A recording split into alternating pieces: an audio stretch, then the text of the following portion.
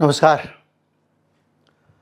अब re examination हो गया नीट का, उसके बाद मैं ये बात आपके सामने रख रहा हूँ। पूरे समय मैं धैर्य से रुका रहा क्योंकि मुझे ये डर था कि कहीं मेरे इस वीडियो से प्रेरणा लेकर किसी को नकल करने का आइडिया ना आ जाए, या फिर किसी को आइडिया आए ना आए, कोई मुझ पे ये तोहमत ना लगा सके कि मैं छात्रों को नकल करने के आइडिया दे रहा था। पर इस सरकार ने नकल हो, अच्छी तरह से हो, इसमें कोई कसर नहीं छोड़ी। मतलब उनका इरादा नहीं था, लेकिन उनकी जो हरकतें थीं उससे कोई भी नकल करने में ज़रा भी, कहीं पर भी अड़चन महसूस नहीं कर रहा था। आज मैं बात करूंगा कि सरकार के टेलीग्राम पे रोक लगाने और दूसरी चीज़ों से कैसे अच्छे विद्यार्थियों का नुकसान हुआ और नकलचियों की लॉटरी लगी, उनको कैसे लाभ हुआ। आप देख रहे हैं नॉकिंग न्यूज़ का यूट्यूब चैनल। मैं हूं गिरिजेश वशिष्ठ।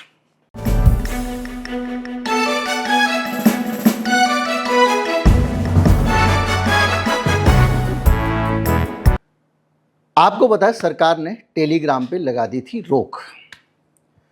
टेलीग्राम क्या है, जिनको नहीं पता है उनको बता दूं। आपका जो व्हाट्सएप है वैसा ही एक व्हाट्सएप है, दूसरी तरह का। उस पर कुछ सुविधाएं ज़्यादा हैं, जैसे आप बड़े बड़े ग्रुप बना सकते हैं, बड़ी बड़ी ब्रॉडकास्ट लिस्ट बना सकते हैं, चैनल बना सकते हैं जिसमें लाखों लोगों को आप जोड़ सकते हैं। मेरा एक व्हाट्सएप चैनल है। टेलीग्राम चैनल तो मैं कभी इस्तेमाल ही नहीं करता हूँ, क्योंकि व्हाट्सएप चैनल है मेरा, उस पर भी आप सब्सक्राइब कर सकते हैं, लिंक डिस्क्रिप्शन में मिल जाएगी।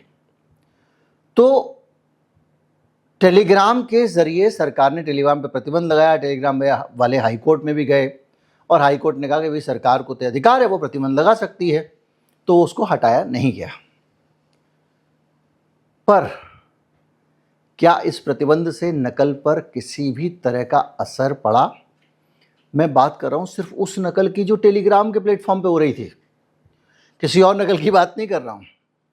तो सुनते हैं पहले कथा 1, कथा 2, कथा 3। कथा 1, सरकार ने हुक्म जारी किया 16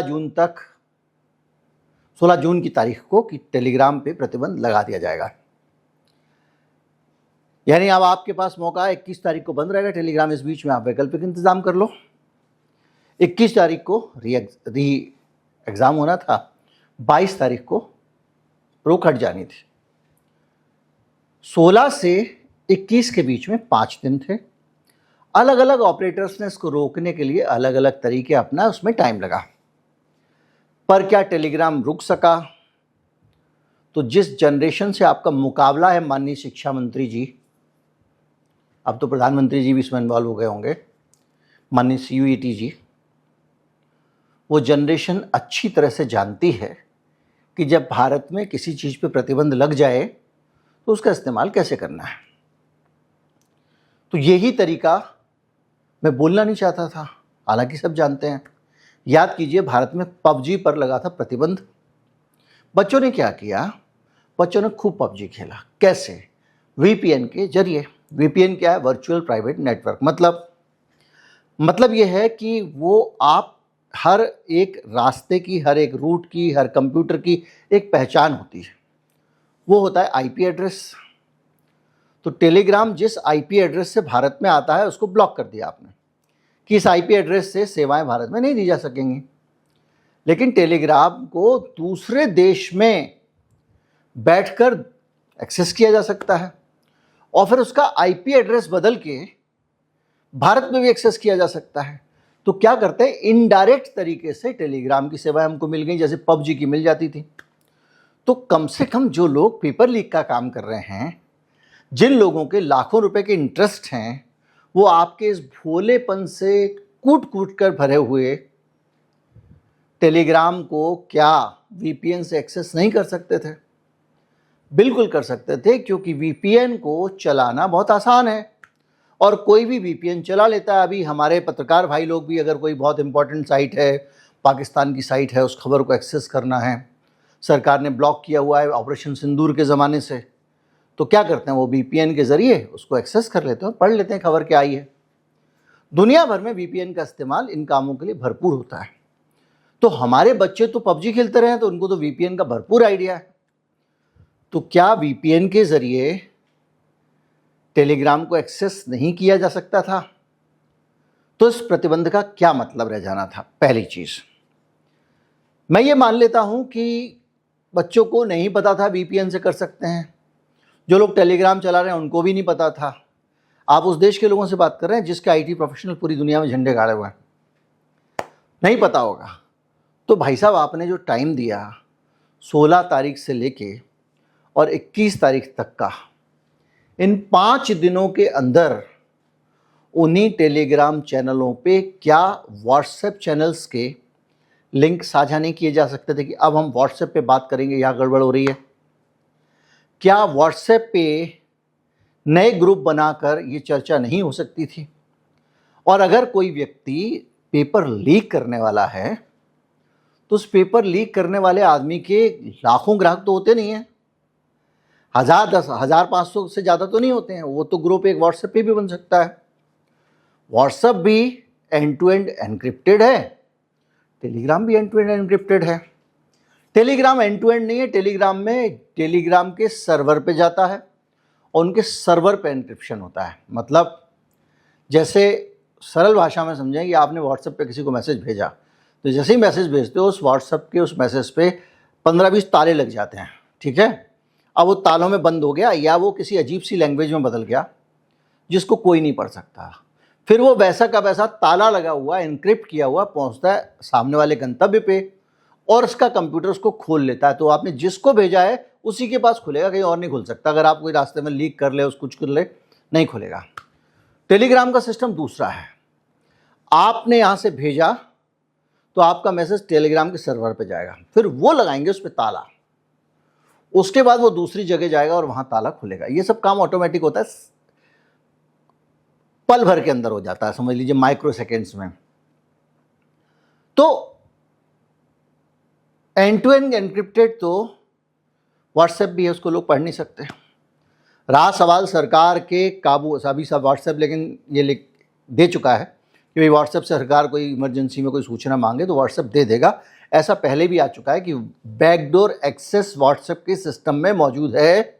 इसमें कई स्टोरी हो चुकी है, मैं आपको भेज चुका हूँ। चलो मान लिया कि भाई उनको लगेगा सरकार बहुत तेज है, बैकडोर एक्सेस ले लेगी, तो सिग्नल, डिस्कॉर्ड, सिग्नल तो अलग होके व्हाट्सएप से इसीलिए बनाया गया था क्योंकि व्हाट्सएप धंधेबाजी में लग गया था और जो संस्थापक था व्हाट्सएप का उसने कहा कि ये नहीं चलेगा। उसने, हुआ कहानी ये थी कि उसको जब फेसबुक ने खरीदा, मेटा ने, अब मेटा हो गया है वो, तो सिग्नल के मालिक को ही इसको चलाना था।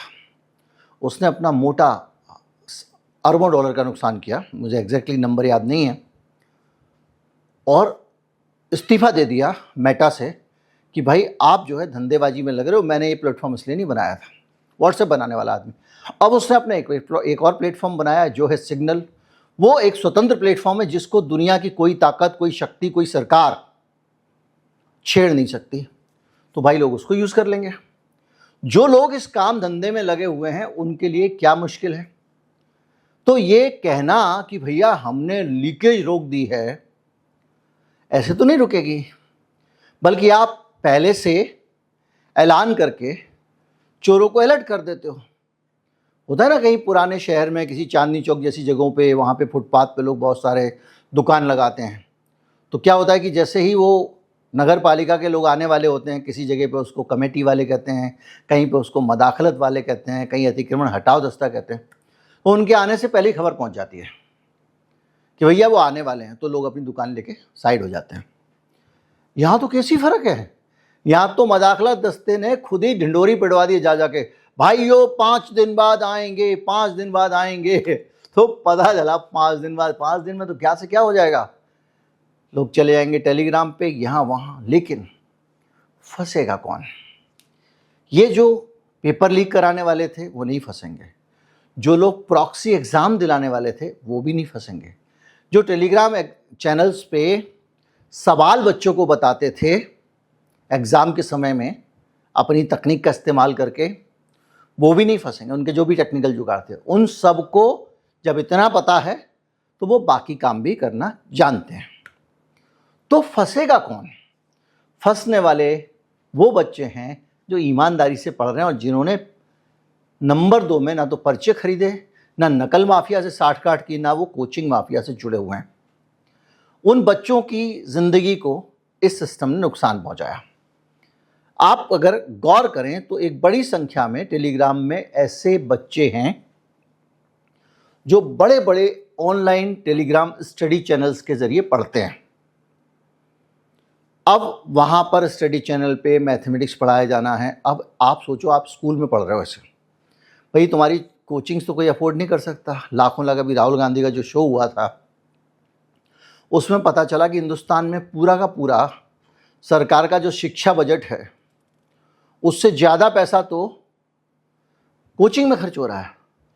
तो जो बच्चा वो 4 लाख 5 लाख 3 लाख दे के कोचिंग नहीं कर सकता, उस बच्चे के लिए तो ये टेलीग्राम चैनल ही सीखने का ज़रिया है। यहाँ पे अध्यापक गुरुजी पढ़ाते हैं, बच्चा पढ़ता है, अपनी नॉलेज बढ़ा रहा है अलग अलग विषय पे।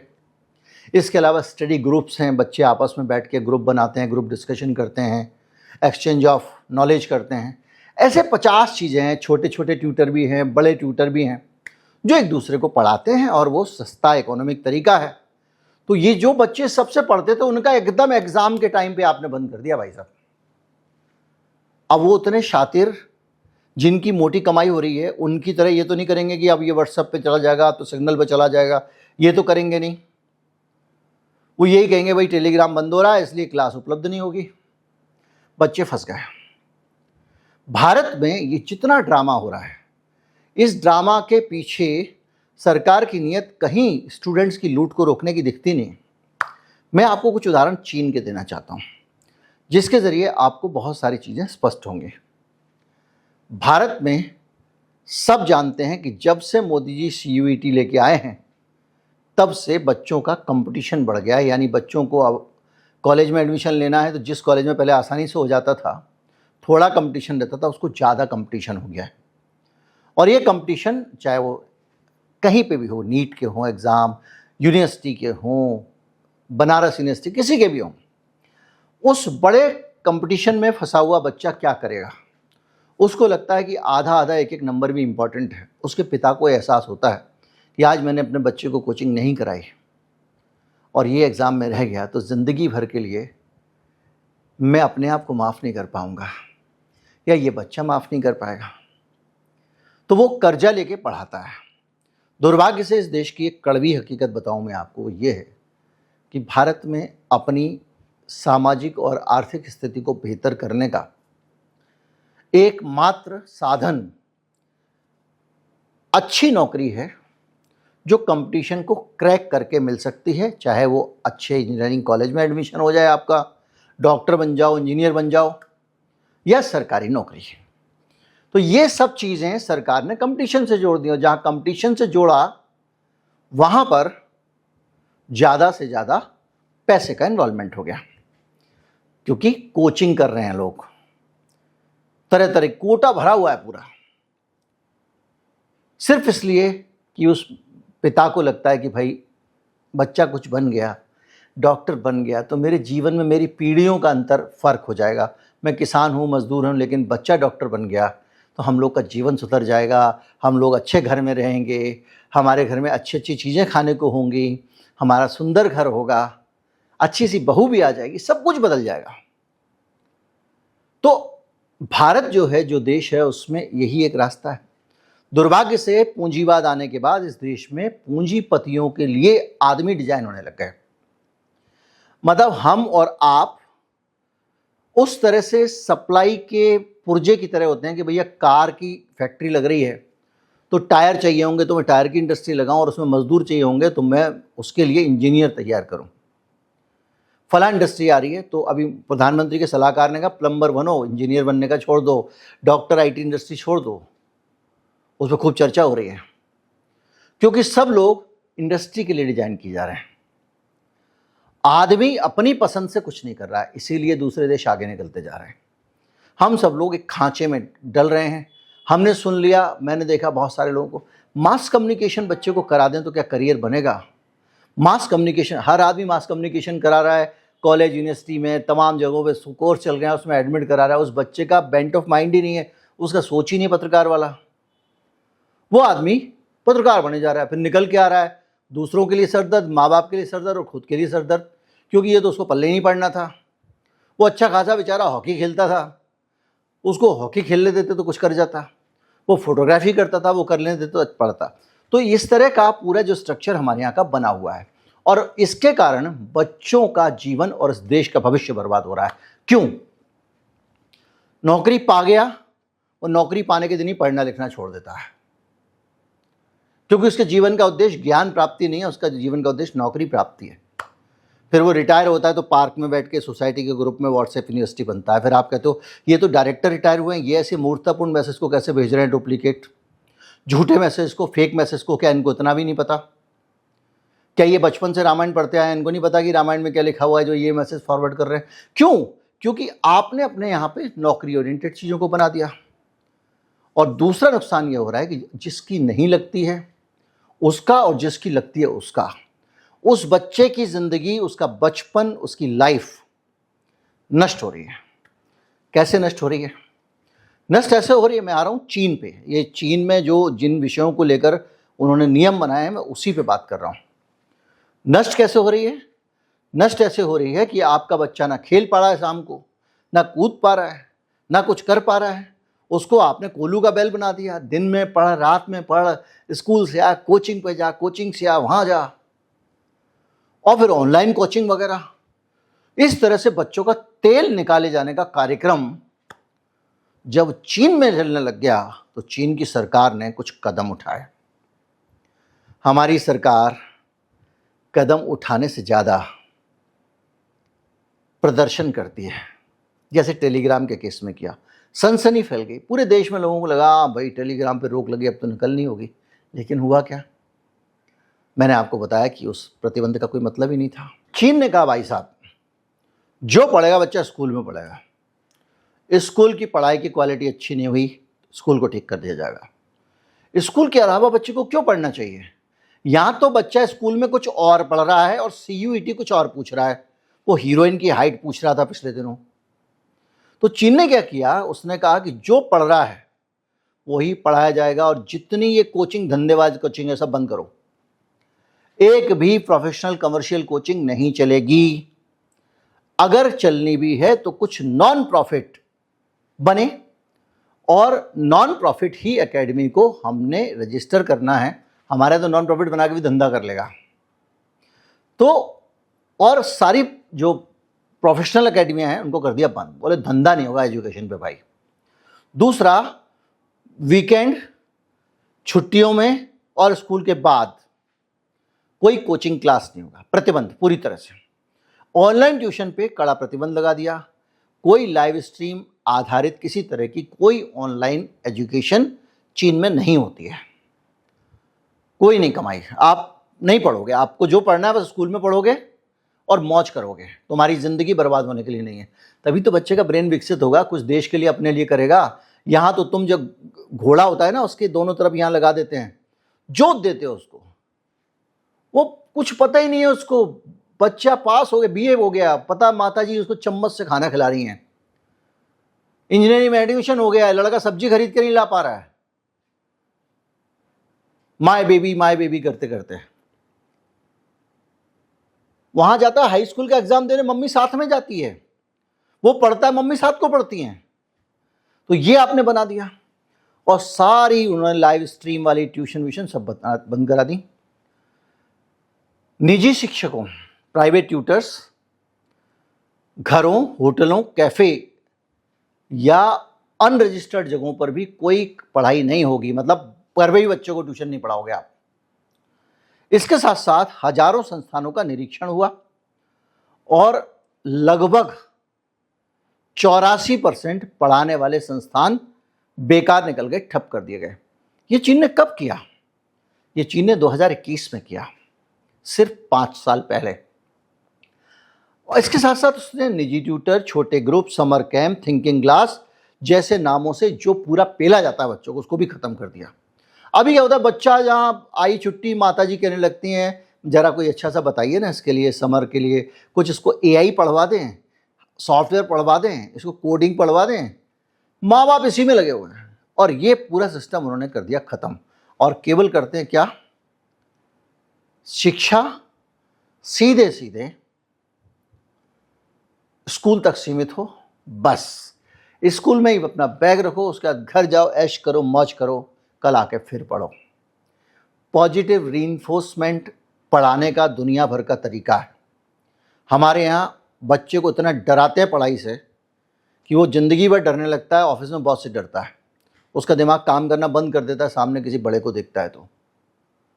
वहाँ पर अच्छा करने पे बच्चे को बढ़ावा देते हैं, वो जो अच्छा करता है उसी में बढ़ावा देते हैं। ये नहीं करते कि बच्चे को तूने ये कैसे नहीं किया, आज तू एग्ज़ाम करके नहीं आया, देख बेटा धूप में खड़े होना, कान पकड़ के खड़े होना, वगैरह वगैरह। No punishment, just appreciation. ये पॉजिटिव रीइंफोर्समेंट है और ये पिछले 10 साल में, 15 साल में विकसित हुई एक नई कला है, 20 साल में, जिसने जानवरों की ट्रेनिंग से लेके और मनुष्यों को सिखाने पढ़ाने तक सारे कामों में चमत्कार करके दिखाएं। तो अब अच्छा काम सिखाने के लिए आपको बच्चों को नो नो नहीं नहीं नहीं करना है। आप कहीं पे भी पढ़ लीजिएगा, मॉडर्न सिस्टम यही है। बहरहाल, तो हमारे देश में वहाँ पर वो कंपटीशन ख़त्म कर रहे हैं, वहाँ वो बच्चों का प्रेशर ख़त्म कर रहे हैं, या माँ बाप पे भी प्रेशर है।